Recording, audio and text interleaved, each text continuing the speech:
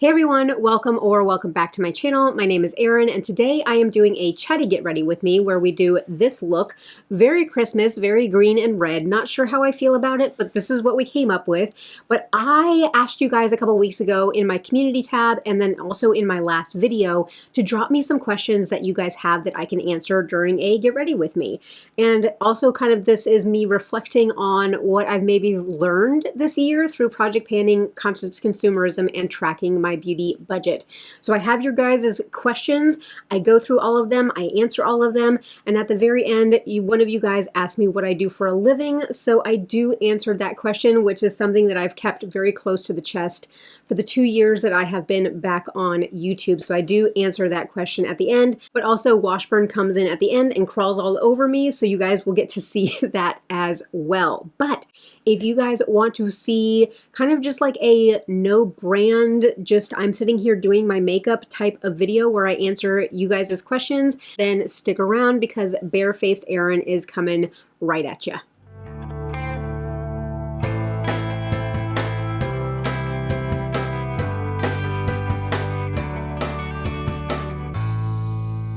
All right, so hopefully All Done Up Me has done the intro and now I can get into getting ready. I'm not necessarily going to talk about the products that I'm using because you guys have seen these time and time again. I might try to like hold them up and I will have them linked and listed down below, but starting with some lip balm and then we will get into doing my makeup.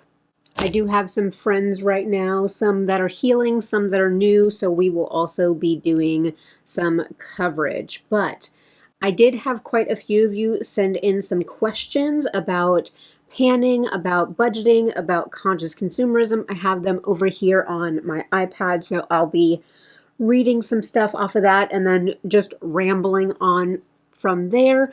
But happy December. How was everybody's Thanksgiving? If you are in the US or if you guys participate in Thanksgiving, we had a delicious meal and lots of leftovers.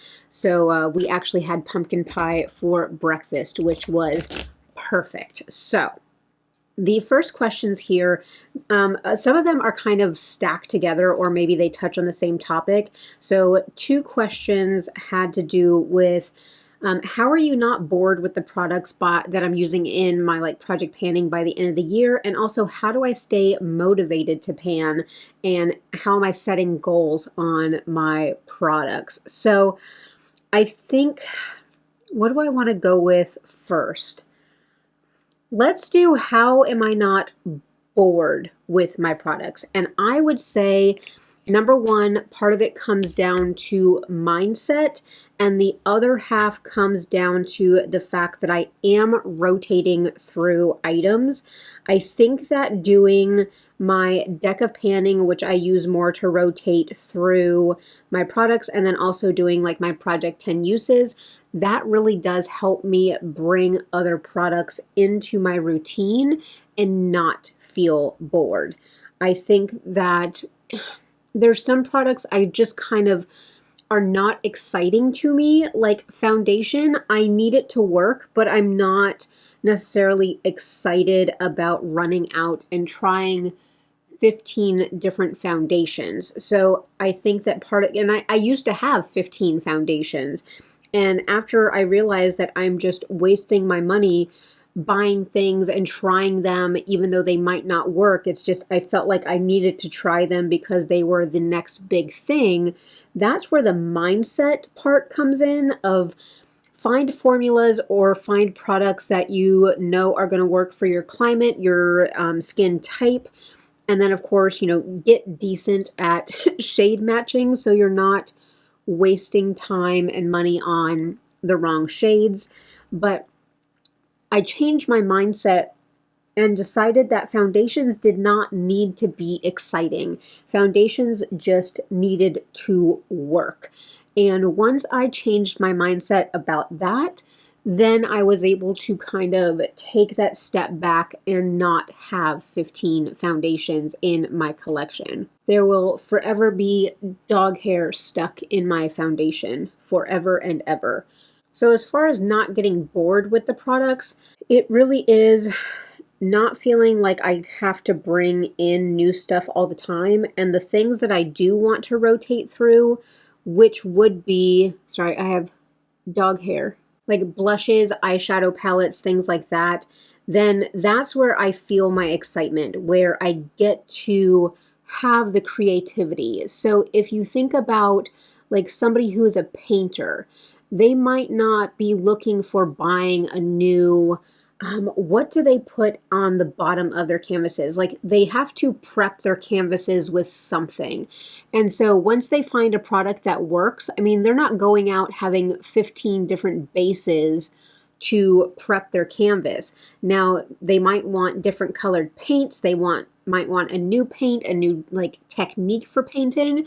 And that's where the creativity comes in for me, is how can I create beautiful eyeshadow looks? And I think that's why also I have a lot of eyeliners, because those eyeliners help with the creative process. So I'm like, what are my base products? What are the products that just need to do their job?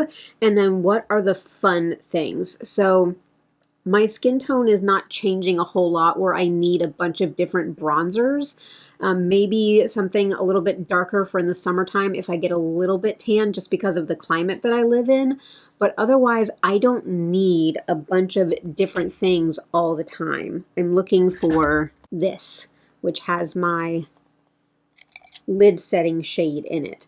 So I would say figure out what those base items are for you. And if you need to change your mindset about something in particular, like a bronzer, a foundation, a concealer, it's like you don't need 15 different concealers to do the job. Like I said, I have a concealer that covers my acne, a concealer that covers my under eyes, and then a brightening concealer. And that's it. If I have those three, I can conceal whatever I need. I don't need a bunch of different formulas to necessarily do that same thing. Now, of course, when you are trying to find your concealer of what's going to be your holy grail, then yeah, you might be trying different things. But I would say, and this might roll into another question, but if you end up buying a product that you absolutely cannot make work for you, I'm sorry, but get rid of it. Like, don't waste your time on it. I am very good at making products work for me. And one of you guys actually said, like, don't show like the eyeshadows that you're using. Like, just say, hey, this is a green look that I'm doing, and find something in your own collection to kind of decrease that need to say, I want to buy things. So I'll tell you guys that I'm using the Retro Glam, but I'm not going to tell you what shades I'm using. We're just going to do makeup. So let me get my favorite brushes here from Singe. I will say I'm filming this on Black Friday, but of course this isn't going up until the 1st, but I love the Singe brushes, and if I used face brushes more often that are in the shapes that are in her repertoire, I would be buying more face brushes from Singe. I just love the eye brushes. I probably should get myself another set, but I don't need it because I wash my brushes. So let's see, what do I want to do? Let's do this. And so I forgot where I was. Oh, if something doesn't work for you, declutter it, get rid of it, give it to somebody else. I had to hold that train of thought because my husband came downstairs and was making a bunch of noise, even though he said, I'm going upstairs and I'll leave you alone to film. But I will try to make things work for me as much as I can to a point. I think once they get to the point that it is like making your makeup look bad, it's making your base look bad, get rid of it. Give it to somebody else. Unfortunately, you might have to throw it away. It's just, it is what it is. So, of course, it's kind of like not setting yourself up for failure. So don't purchase products that you automatically know are not going to work for you. I'm not going to go out and get a really, really glowy foundation that only has like a 3-hour wear time, because that's not, even though it might be hyped, on TikTok or on YouTube, I know it's not going to work for me. So I think it's also being realistic with yourself on what is actually going to work for you, and then go from there. So I think that it's kind of that twofold answer of figuring out what works best for you, as far as formulas, as far as your preferences. And then once you have that, stick to that realm when you're purchasing. And then I kind of feel like once you have those base items down, you won't be as wasteful. You'll be more motivated because you're like, I know this thing works for me. I know that it's not going to fail me. I know my makeup is going to look good. And then figure out what other items are the items that help you feel expressive. And again, for me, that is eyeshadow. So I want to be more expressive with my eyes. I want to be fun with my blush. I started getting into a little bit more with lip products, but otherwise, the rest of the stuff just has to work. So change your mindset a little bit. And again, like none of this is easy. None of this happens overnight, but then change your mindset, get your foundation, your base products that you know work for you. I think utilitarian maybe is the right word. I went over this before, but I think that's the right word. Like get the things that are the utility items, and then the rest of it just have fun with. So that's kind of how I don't get bored with my items, because the items that I am panning, like, and again, it's the things that I love. So I love my highlighter palette that I made. I love my foundations that I'm using. I mean, I love my blush, but also I'm allowing myself to reach into other items. Now, in the past, before I was doing like a Project 10 uses and I was just sticking to my Project Pan items, yes, I did get a little bored, and that's where I would end up straying a little bit more. But I think it's also allowing yourself, kind of giving yourself the permission, quote unquote, because I think that there can be some guilt with a lot of things, as far as like, oh, I feel guilty because I have all these things and everybody's telling me that I shouldn't be consumeristic, and if that's even a word.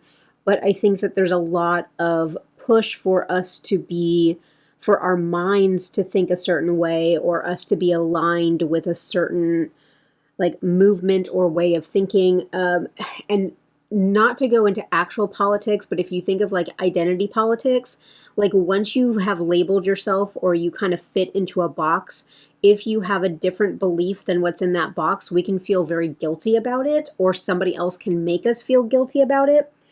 So even if you label yourself as a conscious consumer, but then you have this one category that you love having a bunch from, then don't feel guilty about that. Because if you are kind of like walking the walk and talking the talk in a bunch of other aspects of your life, we are allowed to have something that is just for us. And for me, that's eyeshadow palettes. So while I try to be a conscious consumer and not have a bunch of excess of this, that, and the other, I think that I've made it pretty clear to you guys that eyeshadow palettes don't fit into that realm, that I'm going to purchase eyeshadow palettes that make me happy, that make me feel inspired, because again, this is my creative outlet. So that is kind of how I feel about that one, and how I don't get bored. Because again, I allow myself a little bit of grace. I allow myself to kind of get the things. Oh, also think about changing our mindset, because I actually told one of you guys that I did a video back in October of last year, a Let's Talk video about project panning. And something else that I did was I changed how my mind reacts. Look at all this fallout. I changed my mind about how my mind reacts to new things versus hitting pan. So what I mean with that is that I would put more emphasis and kind of like more pats on the back for using a product, for hitting a goal, for hitting a pan. I would celebrate that more than celebrating ordering something or bringing something else new in. And this definitely allowed me, this might go really Christmas. With that, can you put red on your eyes when they're green? We're going to try it. And so I would say, Yeah, we're definitely going Christmas on this one, apparently. But I started feeling more enjoyment over updating my spreadsheets, about hitting a pan, about, tracking and saying, okay, I have, 100 uses on this and I've hit pan on it. Or I changed my mindset and I changed my reward system. So I got more excited about using my products rather than bringing in what was new. So that definitely helped as well, to where, and what I realized too with all of that is I would order something, and then by the time it came, even if it was like a week later, I would forget what I ordered. And that bothered me to the point that I was like, if I'm ordering stuff and I don't even know what's coming in the mail, what's the point? So that means that the only thing that made me excited was actually shopping for something, not the aspect of using it, but just the aspect of shopping for it. And so, like I said, for a while I removed, apps from my phone. I took Apple Pay off. I removed my credit cards from the makeup sites, things like that. So I put those barriers between me and purchasing. And again, that helped kind of curb that behavior. But you really it has to start with mindset. You cannot just, I don't know how I feel about this look, but we will make it work. You just can't force yourself into it, is kind of what I'm getting at, because that's just not going to work. If we try to force ourselves into something, then we just kind of rebel against it in our own brains. So hopefully that answered a little bit of the question, but also how do I stay motivated with panning and setting goals? I like to be realistic with my goals. Of course, for my there's a dog hair stuck in my foundation, of course. With setting goals, of course, I want to be realistic. For certain project panning things, I'm setting goals to finish things because I want to finish them. And on the other side of goals is that you don't beat yourself up if you don't hit a goal. You ask yourself, what happened? And so if I'm not meeting a goal, I can easily say that I should have finished my Chicklet blush. If I was only focusing on that one blush, I would have finished it already. Done. But because I decided to do my Project 10 uses and to roll my blushes into that and to not ignore the blushes in my collection, then I was making the decision to, I guess, compromise the uses on my on my Project Pan blush. So if I don't finish it by the end of the year, I'm not going to beat myself up about it, because I made the decision to also work on my other blushes in my collection, and that's okay.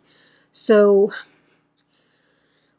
I think that and as somebody, again, I don't put a whole lot of stock into actual astrology, but I think that there are parts of being a Virgo that match up with my personality. So I can say that, if I say that I'm going to complete something, I'm going to want to complete it. If I don't, then I might feel bad about it. But I also had to work on that, because nobody can be perfect. So I basically had to tell myself that, a goal not met is just a goal that I can continue to work on. So just because I don't meet it in the timeline that I set, then maybe my timeline was the problem. Maybe my collection, as far as the size of it, was the problem, because I couldn't get through everything. And so if I figure out what the problem is, then I can address the problem, and I can say, okay, if the problem is my timeline, I need more time. If the problem is my collection, then do I need to declutter things, or again, do I need to go back to just giving myself more time and more uses? So it's approaching it from a problem solving versus approaching it from maybe a shame side of it. if I shamed myself for not getting things done. So I think that it really, I'm going to move my brushes out of the way because I don't need them right now for a second. I think really it is about how you end up approaching these things yourself. Hopefully you guys can't see it, but I am not liking my skin today. It is not looking good, but we are going to roll with it. And one thing that I always say about this palette is like the colors kind of end up washing me out. And this color green, even though it's beautiful, I almost feel like it makes the blue in my under eyes like light up like Christmas lights. At least in the mirror that I'm seeing, I feel like my under eyes look so, so dark. Even though I've been getting enough sleep these days. Let's see. So setting goals, again, like be realistic with yourself. What does your makeup use look like? And I think I'm even wearing less makeup this year compared to last year. So even if I set goals according to last year's makeup use, it's going to be different depending on, you know, did your job change? Are you at home more? Are you not wearing as much makeup? Do you not have time for makeup right now? So again, like there's a lot of different aspects that go into goals. And so don't ever set goals for your life according to somebody else's life. You know, you really have to look at your own, and this is for goals for anything. You know, comparison is the thief of joy. So don't ever set your goals and compare yourself to anybody else, because again, you're setting yourself up for failure if you are setting goals according to somebody else's reality and not your own. So let me get some color in my brows so I don't look really strange, and then we can move on. I think that this next one was the biggest thing that was kind of asked in a bunch of different questions is, how do I stick to a budget? So it was, how do you tips to sticking to your budget, and how do you stay strong with your budget? And I kind of wanted to spend a little bit more time on this one just because I feel like I've kind of honed this one in. But let me get my other cream products and then I will answer this question. So budgets. With budgets, I think my budget for my beauty stuff, it had to come secondary to my overall household budget. And my husband and I have a philosophy and a saying, so we pay ourselves first. So what that means is that we pay into our IRAs, we pay into our savings, we have a tax account because since we don't have kids, we end up paying a lot of taxes after the fact. So we actually have to set aside money for the end of the year to pay our taxes.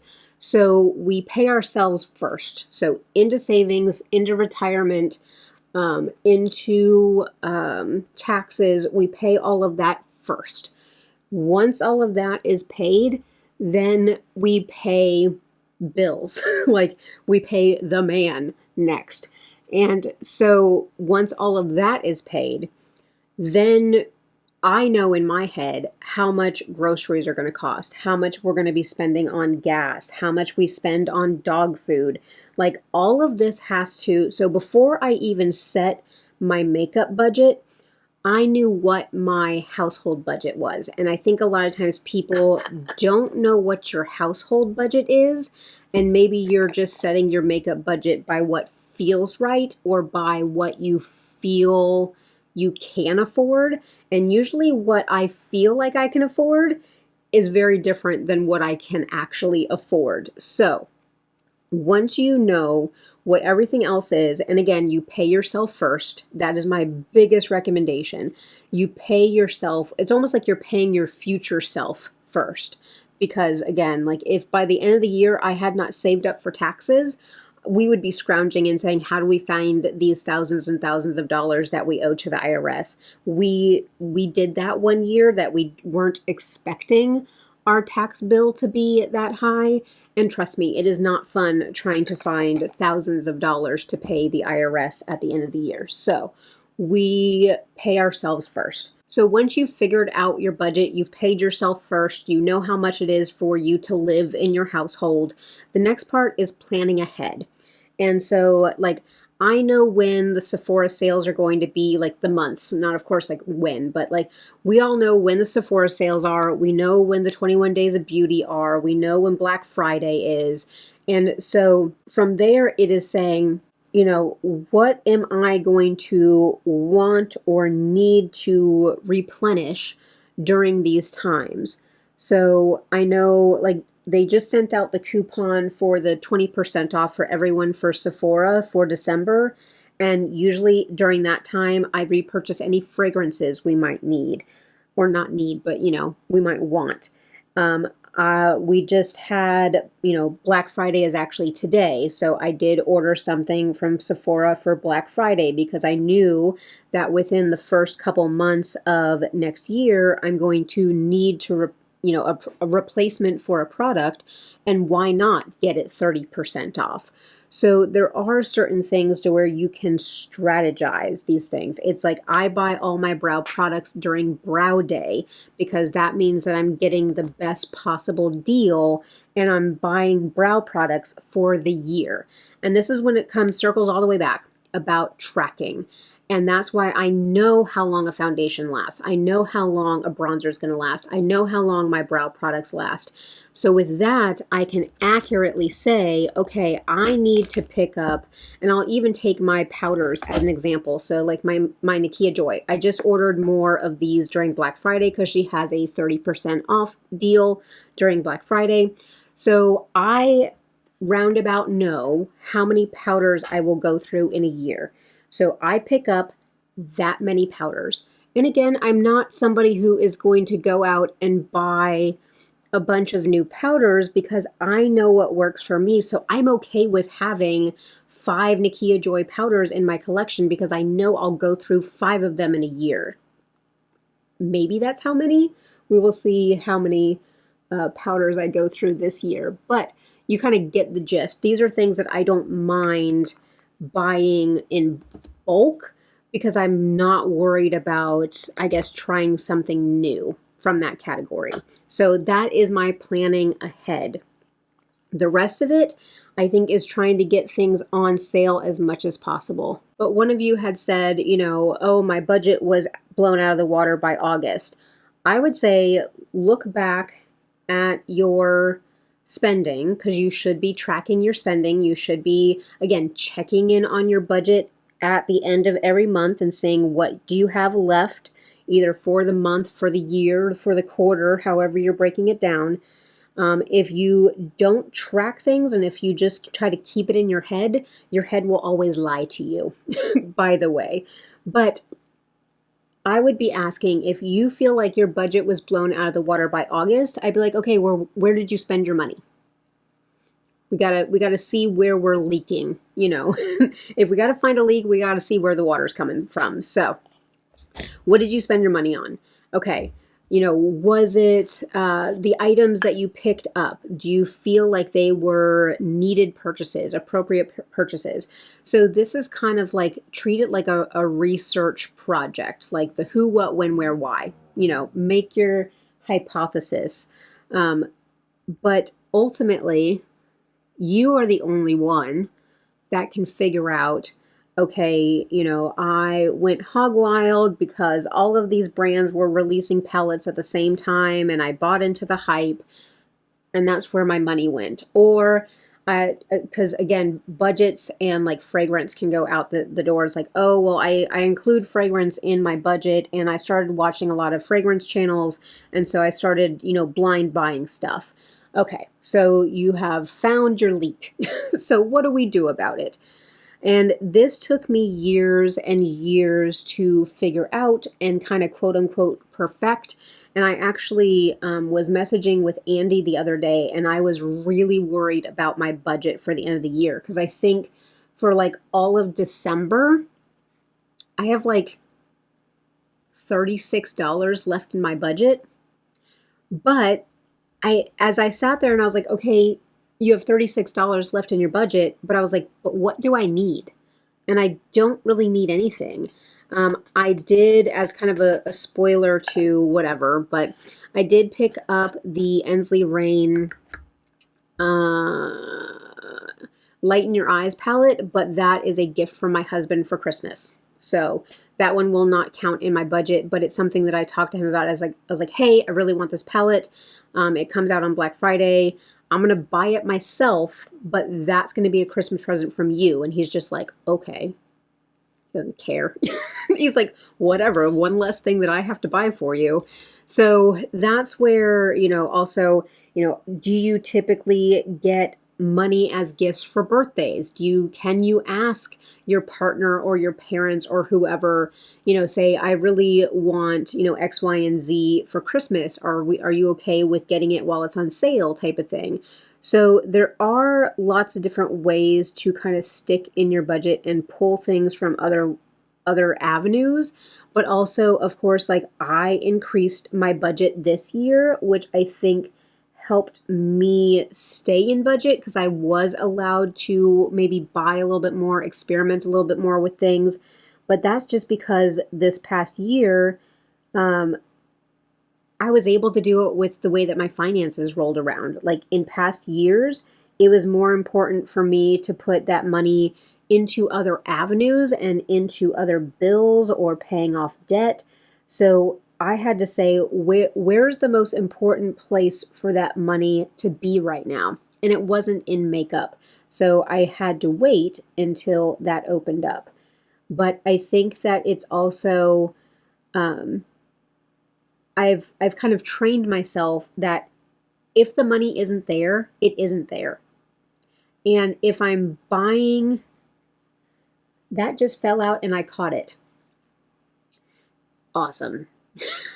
And this is why I don't trust ColourPop liners. But I've also realized that, like I said, if the money isn't there, you can't buy it, because if I purchase this $80 palette from Ensley Rain, then that is like more than half of my grocery budget for a week. So what am I putting aside rather than buying X, Y, and Z? So if the money isn't there, the money isn't there. I've also been in the past where, I kind of got myself in trouble with putting beauty items on credit cards and, I'll pay it back later. Okay, well, guess what? You just paid X amount of interest on that product. I know that some people have to do it, but I'm not a fan of doing the just 3 payments of $23. I'm not a fan of that because those businesses are not there to be your friend. Those businesses are not there to help you get the items that you want. Those businesses are there to trip you up and make it to where if you are having to finance something like that, you might miss a payment, and then that's how they get their money from you. We actually just bought our washer and dryer, and then I actually just bought a new vacuum cleaner because with 4 dogs, we need a vacuum cleaner that's working, and ours just keeps it keeps clogging. And if you've ever vacuumed a room and you have to empty the thing 6 times, it was time for us to get a new vacuum. We have not had a new vacuum in a while. So of course, Black Friday, we got one that was on sale, and as the puppies are moving around. And so Anara just kicked my tripod. Are you upset? Okay, she's fine, hopefully. But they had a thing that said, do you want 5% cash back on this? Or do you want 0% interest for a year? And I'm like, who would choose 5% cash back?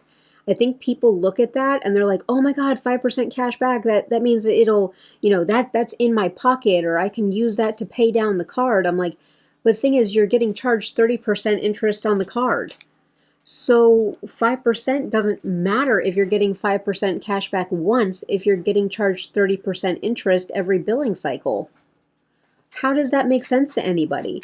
So I did the 0%, but even the 0% is not your friend because they expect people to only pay the minimum on the card, and the minimum is not going to pay off the card in 12 months.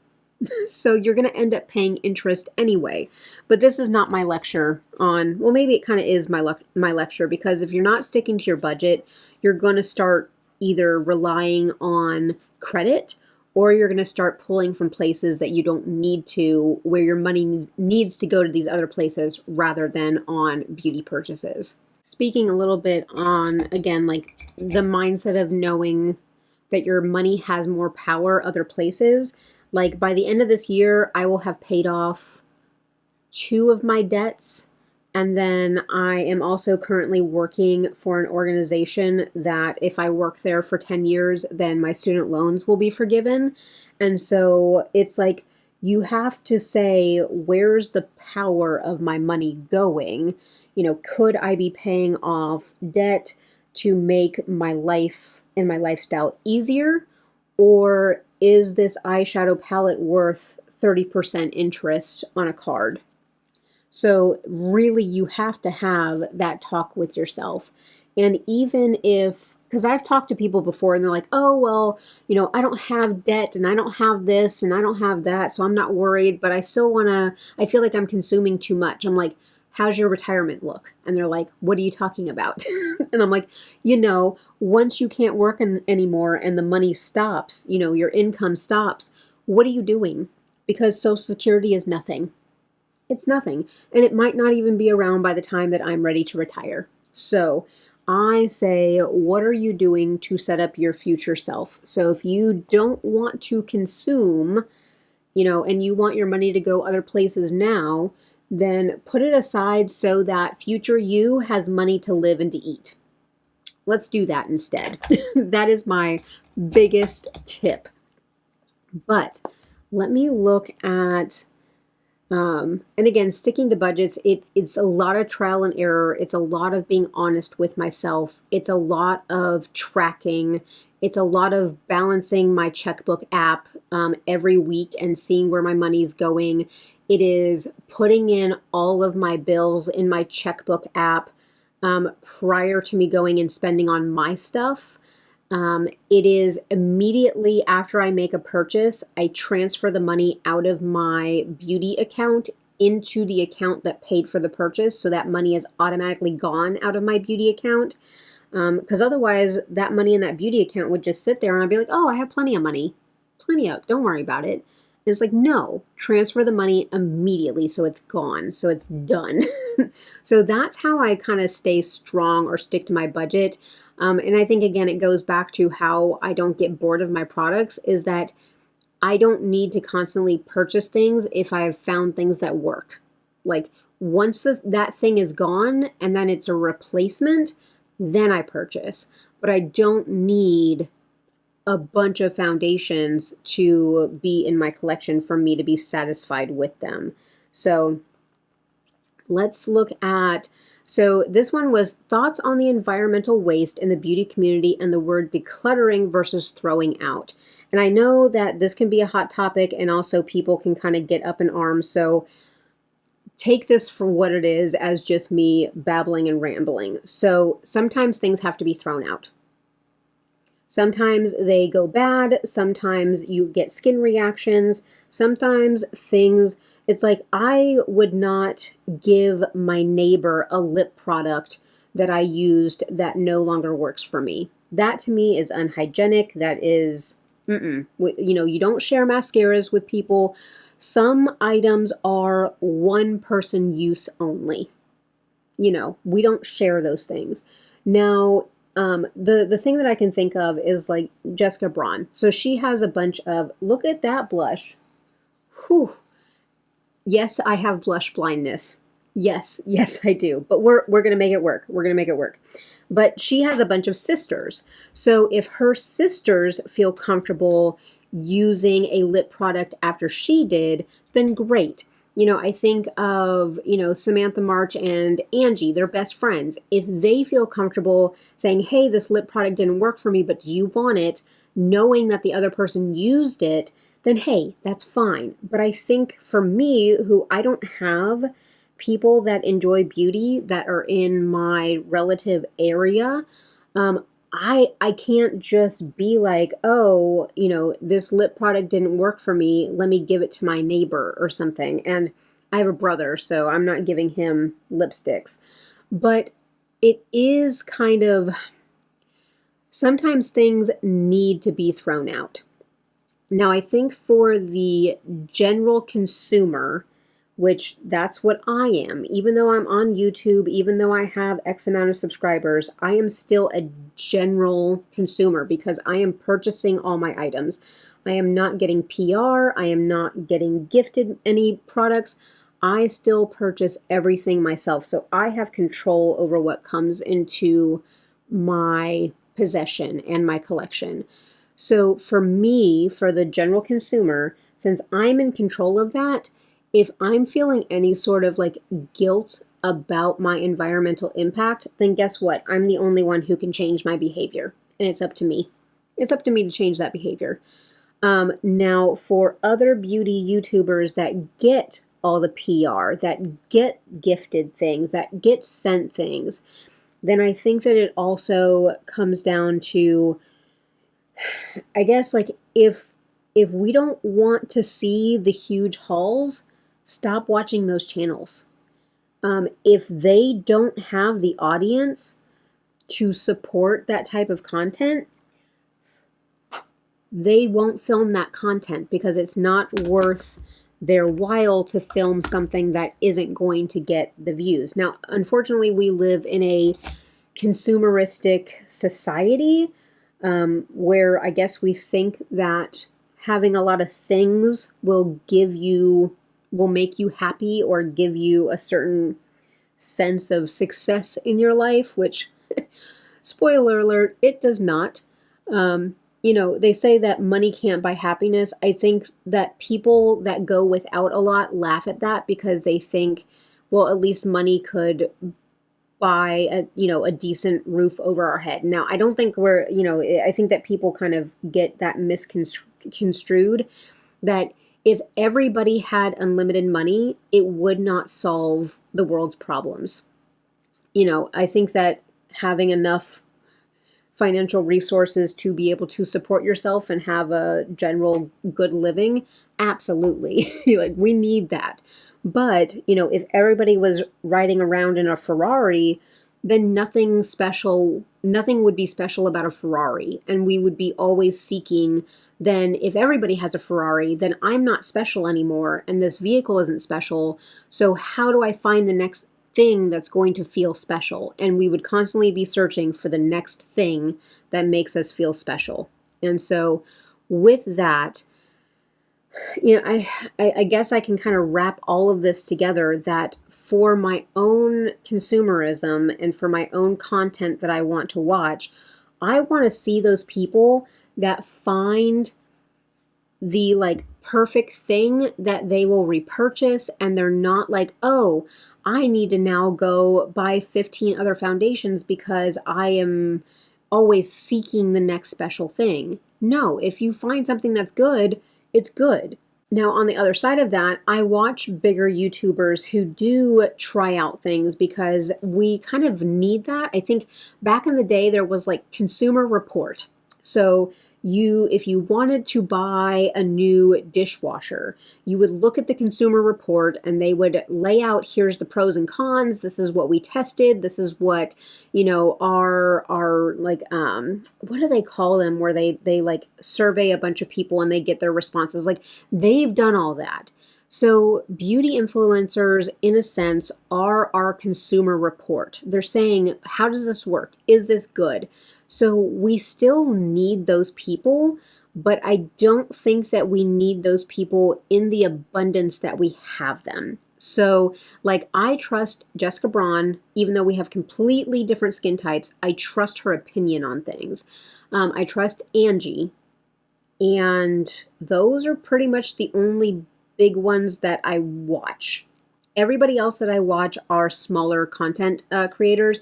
And again, I trust a lot of them because what do we have to gain from lying?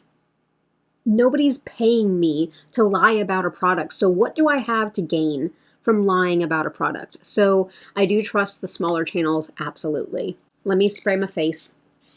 As far as other environmental waste, and I have a hair that I can feel, but I don't know where it is. And let me get a drink. I feel like also we should put it back on the companies to be more aware. But the flip side of that is, as consumers, if we have a product that is maybe recycled plastic or made of cardboard or something like that, we might perceive that it has less quality because of the packaging. So I've been searching for the hair that is on my nose, and I can feel that it's there, but I can't see that it's there. So this is going to bother me forever. But again, I think that it falls to the companies, it falls to the consumers to say, we will see quality in a product even if the packaging is more recyclable. So I think that also that more companies need to have like send back programs, or there needs to be more readily available like TerraCycling like at different locations. Again, I've heard that Ulta started it, but at my local Ultas, I still have not seen a box for TerraCycle. At my local Sephora, I have, but I haven't seen it at Ulta. So, and then the question about the decluttering versus throwing out. Again, I think that for influencers and beauty YouTubers that are there for the consumer report, they need the items and there's only so much storage they can have. So at some point they need to pass along things that are either didn't work for them, or throw things out that are old or that are the one person use type of products. Unfortunately, things need to get thrown out. I think that maybe if the YouTubers were a little bit more proactive about explaining how they're recycling, how they're throwing things out, what they're doing to recycle, again, even to be an example for other people that are throwing out their packaging. I think that that's important. And I hate to say it, but even if they are hiring somebody to go through and empty all the packaging, clean it out, get it ready for recycling, because you can't just throw your packaging in TerraCycle and just be like, well, here you go, you guys figure it out.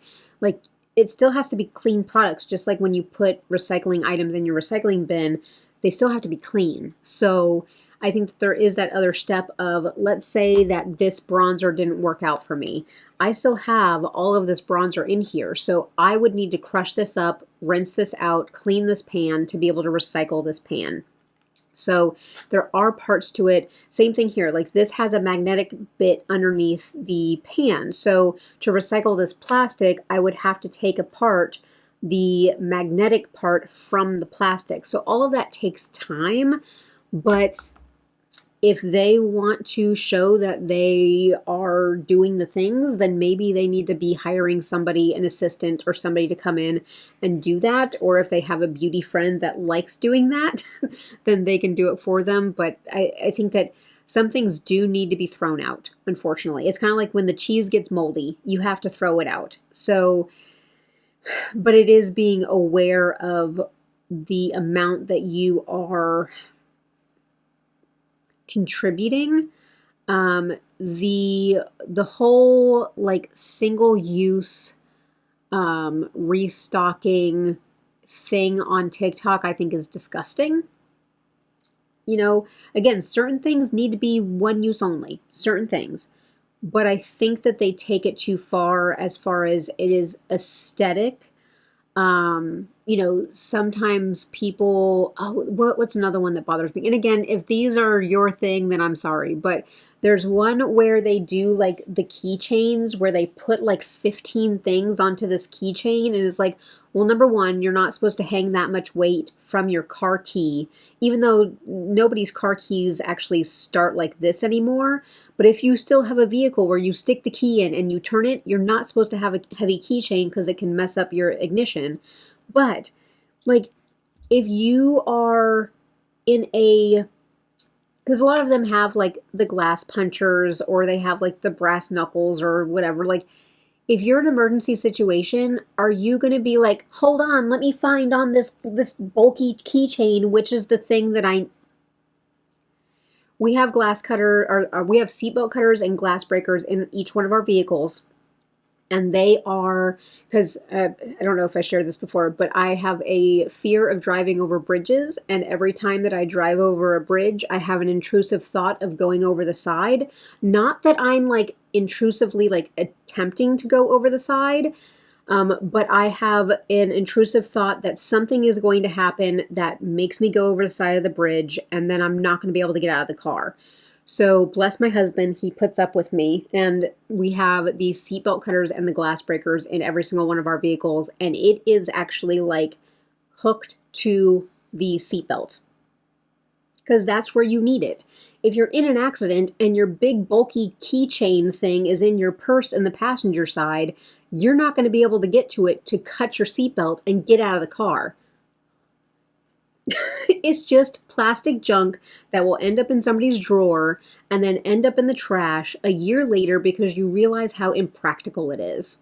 But because it looks aesthetically pleasing for TikTok to put all these little things on this keychain, now you guys know my 2 cents. So some of it is very much where we do not need this stuff. We do not need it. So it's also up to the consumer to realize that you are wasting your money, you are wasting resources on this stuff. Period. It is up to us. Only we can change our own behaviors. We can lead by example. That's why when I'm like, oh, I repress this into this compact, or I'm saving this container, or hey, this is what I do. Actually, I have a new spray toner thing, and because I like the sprayer on these bottles so much, I took one of my empty bottles and I washed it out and I filled it with toner, and that's what I spray on my face. Reduce, reuse, recycle. Come on. They taught us that in elementary school. I think that, but we still have to live by that. And again, realize that, oh, I cleaned my office yesterday, and my husband is actually getting rid of a lot of his collectibles that we've had in our closets. So we pulled a bunch of stuff out of our closets, and we kind of want to do like a fall cleaning because it's actually cool enough to clean the house and not feel miserable. But taking all this stuff out and going through all this stuff, I'm like, this is stuff that I haven't touched in forever. And I understand, like, I have a baby box, like a memory box of like all my childhood photo albums. Like, I have all that stuff. I have a box for my dad who passed away with a bunch of his photos and memorabilia. And then I have a box for my mother-in-law who again passed away. So we have this stuff. And unfortunately, like, their whole lives are in that box. That's all we have of them. We have maybe a couple other little trinkets of my mother-in-law's, but everything else went out of her house. Same thing with my dad. I have a couple of his military trinkets, but everything else went out of his house. And so when I look around me, yes, all of these things are great, and I like using them right now, but there's certain things that I'm keeping that somebody is going to throw out of my house one day. And my life, well, I don't have kids to carry on my memory, so maybe it might get stuck with my niece or nephews. But my life is going to boil down to whatever somebody keeps in a box. That's it. So I think that the Swedish death cleaning, brilliant. So that's where it comes down to because nobody is forcing us to buy all this crap. If you feel like you are contributing to the waste problem that we have, then you get to do something about it because nobody's forcing you to buy this stuff. But I will say that seeing how waste management is done in other countries and the amount of plastic that goes into the waterways in other countries, I think also we could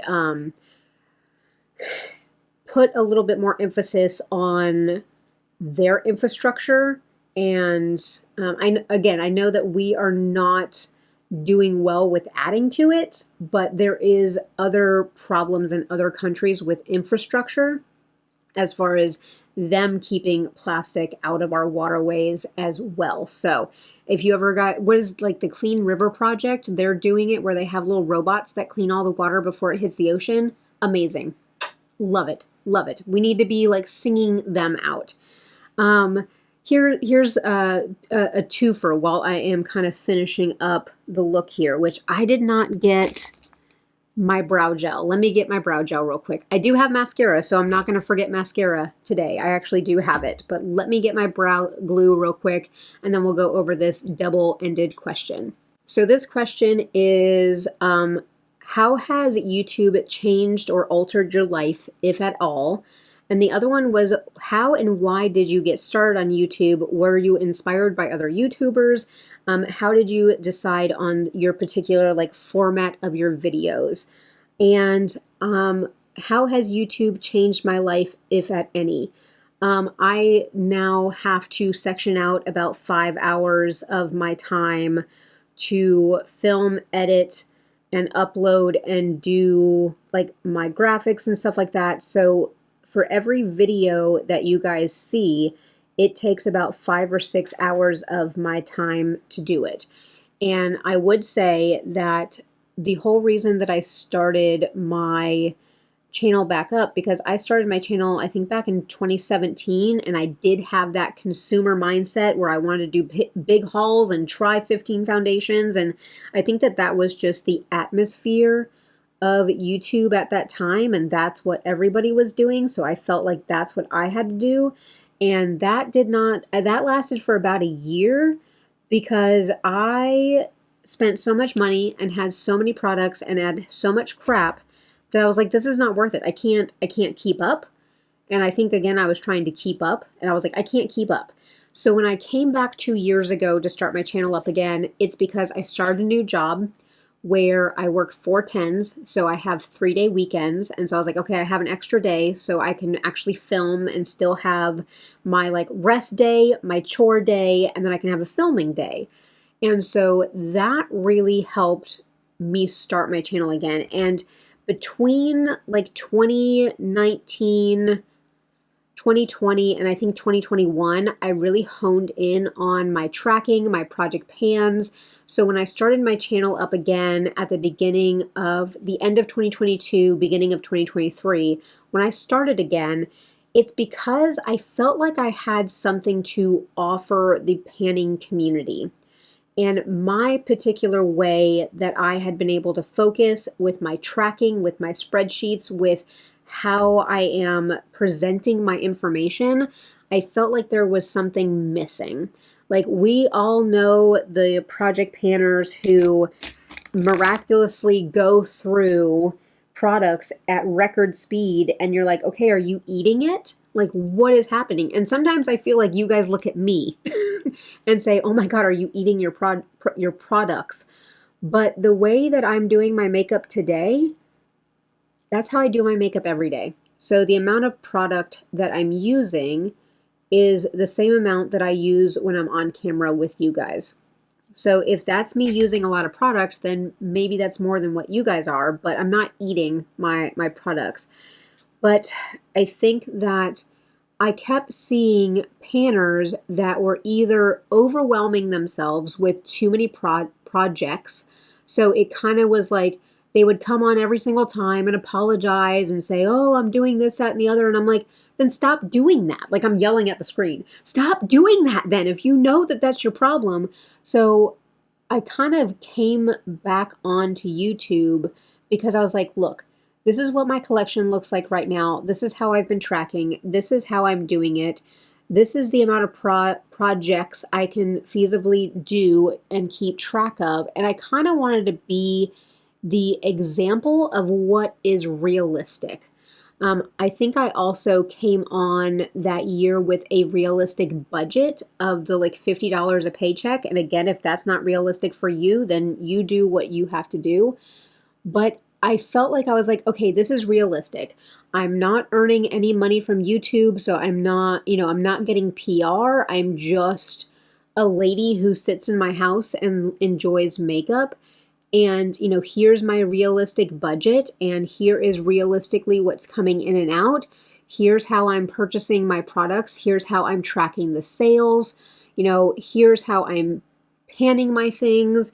This is the realistic numbers of how long it takes to hit pan or, use up a product. I felt like that was missing because it's all fine and great for somebody to say, oh, I finished this bronzer, but it's like, well, how many uses? Like, how long have you been using it for? If I buy that bronzer, realistically, how much use can I get on it? So I felt like that was missing from the project panning. And again, maybe I just wasn't watching the right people, but I felt like that was missing from the project panning community. And so I was like, I have time. I'm going to do it. So that's what I started with. And, over time I upgraded my computer so that I can edit and upload and it won't take 17 hours. I upgraded my camera. I have a little bit different lighting. Like I kind of got this desk in front of me for my setup. So like I've learned along the way, and I'm so appreciative of the people that have subscribed and watched my videos because I have started earning a little bit of money, which again, with taxes, it's all going to be gone. But, I want to reinvest in this channel and be able to buy some upgraded editing software, and I want to buy some new soft boxes and things like that. So I do want to reinvest into the channel, but I'm not paying myself for the 5 or 6 hours that it takes me to film one video and get it up for you guys. I'm just doing that because I love this and I still love getting the information out there that I feel like I have to give to the project panning and the conscious consumerism kind of corner of beauty YouTube. So that's kind of why. I think in the beginning I was inspired by like Samantha March and Jessica Braun and things like that. But after a while, again, Jessica Braun has actually kind of, I think, gone off of all beauty. She does more lifestyle, so it's not just, oh, here's all the new makeup. I think influencers that are still like, here's all the new, here, I've backed off from watching them a little bit, but I think that I was inspired by them. Speaking of which, Tyler Braun's next episode of their Egypt videos just popped up on my notifications, and I started watching those, and they're so well done by Tyler that it's actually inspired me to start watching like documentaries again. I watched so many documentaries on Egypt last year and just like falling asleep to them. Like as he's going through his little videos, I was like, oh yeah, I know what that temple is. I know what that is. I know what that is. Oh, I know what that is. I know who that pharaoh is. Like I am down a rabbit hole of documentaries right now, but Tyler's videos are so well done. If you do not subscribe to his channel for their travel content, his videos on Egypt are so good. Recommend. 10 out of 10. No notes. But let's see. How has it altered my life? Like I said, beyond me not having time for another hobby. And that's why I think also, let me do my lip liner real quick and then I'll answer the rest of this question. So I think with my time and the amount of videos that I do, that's why I've not ever been like, oh, I'm going to do 2 videos a week. No, I have my uploading days and that's all I can do. And even on those particular days, sometimes those are hard because like my deck of panning, I film that around the 18th. But if that falls on a Wednesday, I'm filming after work and then editing after work. So that's 5 hours after I've already worked a 10-hour day that I'm putting into getting that video up on the 20th. So, if I had videos that only went up on Wednesdays, maybe that, but with project panning, we have our days for things. So with that, it's not really changed my life a whole bunch apart from meeting some really amazing people through this channel and getting to know you guys through the comment sections. Like Andy has become such a good friend on YouTube, and a few of you other guys that like message me on Instagram and this, that, and the other. Like I love talking with you guys. Even when some of you will send me a message on Instagram and you're like, hey, this is kind of random, but I watched this and I wanted to ask about this. I'm like, no, I love that. Please ask all the questions. I love interacting with you guys because I don't have anybody in my like real life that I talk makeup with. So it's just you guys. You guys are the only ones that I have. So I don't know how I feel about the look, but we're already here, so it's not like I'm going to change it. But let me see if I do some of this. So I think just meeting wonderful people through the, beauty community and through project panning, through conscious consumerism type of content, I think that's been the part that has, like, I guess, changed my life the most. I was actually watching Andy's Get Ready With Me this morning. She has a fall Get Ready With Me, and I'm watching it on my TV in my bedroom because I'm off today, Black Friday. I'm off today, and so my husband was like, "Are you ever gonna get out of bed?" And I was like, "No, I'm off. I'm not doing nothing today." But he walked in and he goes, "Oh, it's Andy." I'm like, yes, yes, that is Andy. That is who I talk about all the time. And so that's the fun part about being part of this community, is meeting all of you guys and recognizing the names in the comments and getting updates from you guys about your family and your dogs and your project pans and your inventories and how you guys are doing. So I know a few of you have asked about me doing lives. And I think the only way that I would do a live is if you guys had particular questions where you wanted to come in as like a group chat and kind of be like, hey, this is the problem that I'm having with keeping track of my budget. Can we, kind of like a support group? Like maybe like a beauty budget support group. I think that would be the only way that I would do lives, but I'm still, even apprehensive. Like, I've not opened up channel ship membership because I'm like, you guys shouldn't have to pay to see me and interact with me. I get it that if people need that as part of their income to have a living, like, I get that, but I don't want that. So I'm probably never going to open that. And so that's kind of how I feel about, like the YouTube lives and, even opening up other parts of YouTube, like YouTube Shop. And I've told you guys plenty of times that all the links down below are not affiliated. I pay for a program myself that helps me generate those links so that I can provide them for you guys. So none of those, I don't get kickbacks, I don't get any affiliation, no, nothing.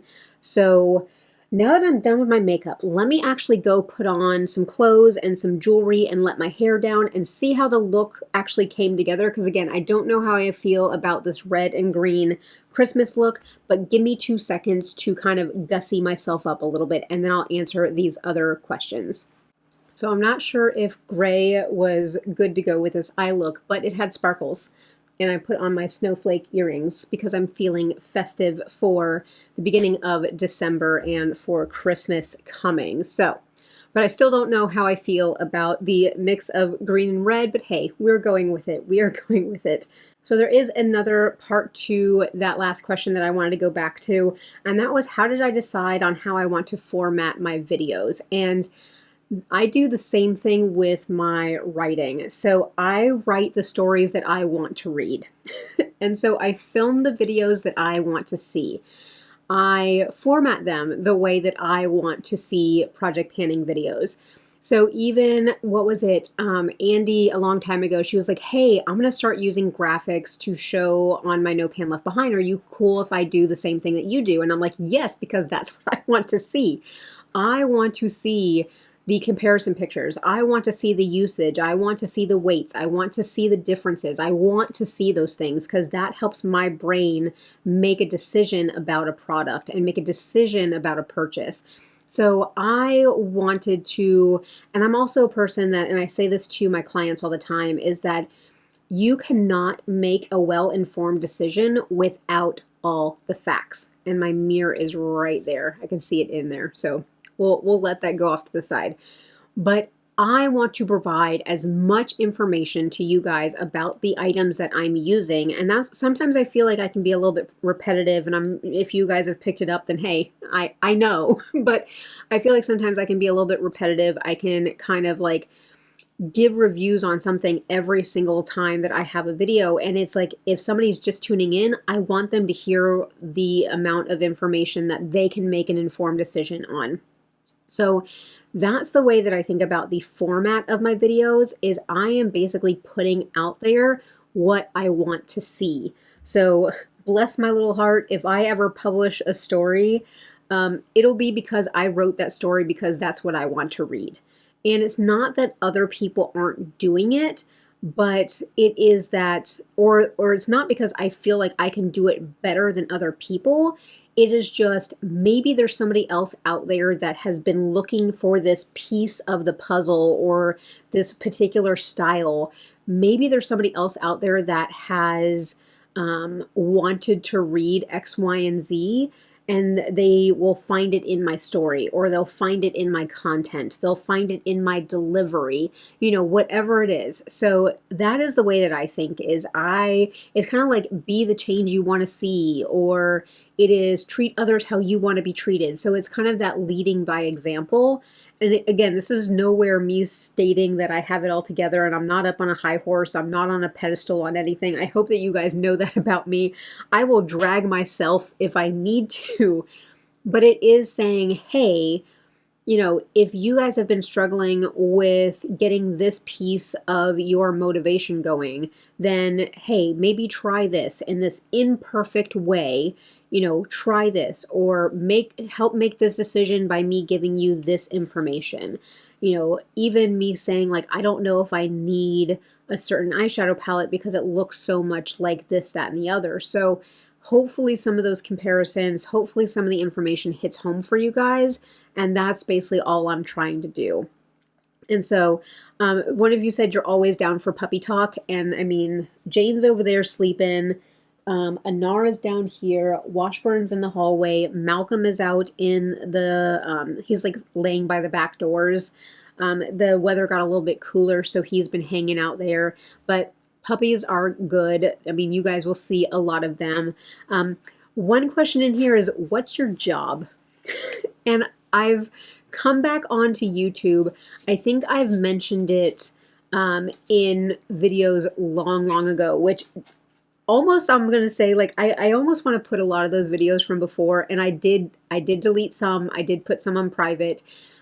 So I might have said this back in like 2017, whenever I was first on YouTube. I might have talked more about my job, but definitely I have not outright said what I do. I tell you guys I work in healthcare. I tell you guys that I go out to see clients. I work from home part-time. So there's a lot of things that I've kind of said, and I've said in some comments that I'm not a nurse. I'm not a nurse practitioner. I'm not anything like that. But I guess this is a safe place, and maybe you guys will be like, why were you so worried? But when you spend this amount of time getting an education and this amount of money, getting an education, getting a license, you protect the crap out of it. And so part of me, because I do like ramble about stuff, or I give tips and tricks, or I give advice, I never wanted my profession to bleed into what I'm saying to you guys. I'm never coming to you guys as my profession. I'm always coming to you as just a person who is experiencing things. So by saying that, by education, by trade, by what I do, I am a social worker. So I went to school all the way through my master's to get my master's in social work. Here in Florida, I did my 2 years of clinical experience. I took my test and I passed it on the first go. And I have been a clinical social worker since 2017.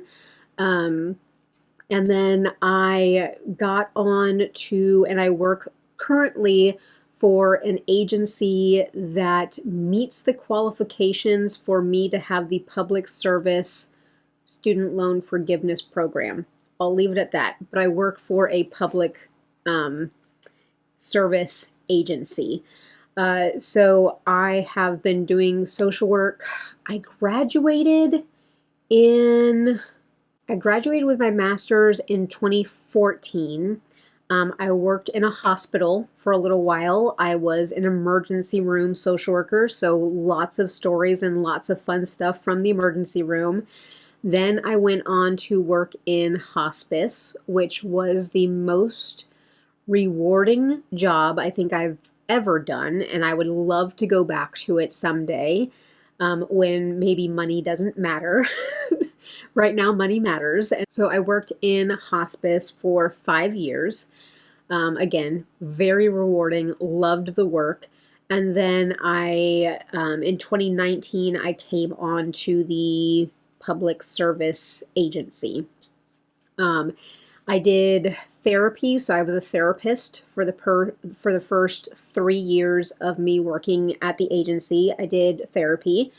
And again, that was rewarding, and that might make some sense with my psychobabbles and the way that I kind of talk about things is that I'm also a clinical therapist, like a clinical social worker, so I can do therapy, I can diagnose, I can do all that jazz.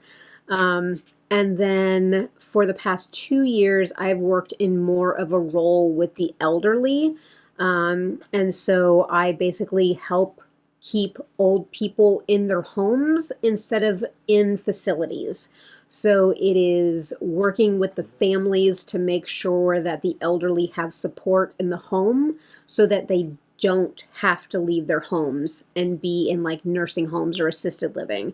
So so when I work from home part-time, that's my admin time. When I go out to meet clients, I am going into people's houses. So when I say that I try to do more neutral looks, it is because typically the houses that I'm going into, the people are 70 and above. So a lot of times coming in with bright, like clown makeup, sometimes doesn't go over well with presenting yourself as a professional. Again, like I get it, but I'm coming into their home, their environment to help them. So it's not about me. It's not about me making a statement. It is about me acclimating to what makes them feel comfortable so that they will open up to me, so that they will let me help. So that is how I kind of tailor my makeup, but that's my job.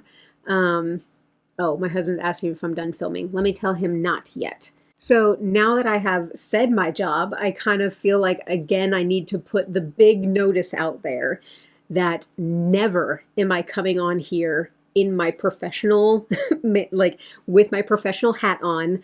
I never come onto here with my license being like, hey, I am providing therapy. I'm providing, clinical advice to you people. Never. Never, never, never, never, never, because I will protect my license. They joke with us that we go through so much to get this that like we will keep our licenses up until like we die. We will be buried with them because it takes so much effort to get to this point in our careers where we can kind of match the level of a psychologist, basically. So, yeah, that's me. Hopefully that makes a little bit of sense for the way that I do things, the way that I think, the way that I talk, the way that I present things on my channel, is because I want all of this stuff to make sense to you guys and I want it to be helpful. So that's always where I'm coming from, is with that helpful heart and that helpful mind, so that maybe it touches somebody and it helps you improve a little thing in your life, but definitely not in a clinical way. Wink, wink, we'll leave it at that. And so bless it, every single time that Jessica Braun says like that she would go back to school to be a therapist, I'm like, part of me is like, yes, she'd be a good therapist, but part of me is like, if you cry that easily, like you got to set up some emotional boundaries. Like you have to be able to shut that down. And I learned this in hospice, is that somebody else's trauma, somebody else's grief is not mine. I'm there to be the rock and the support.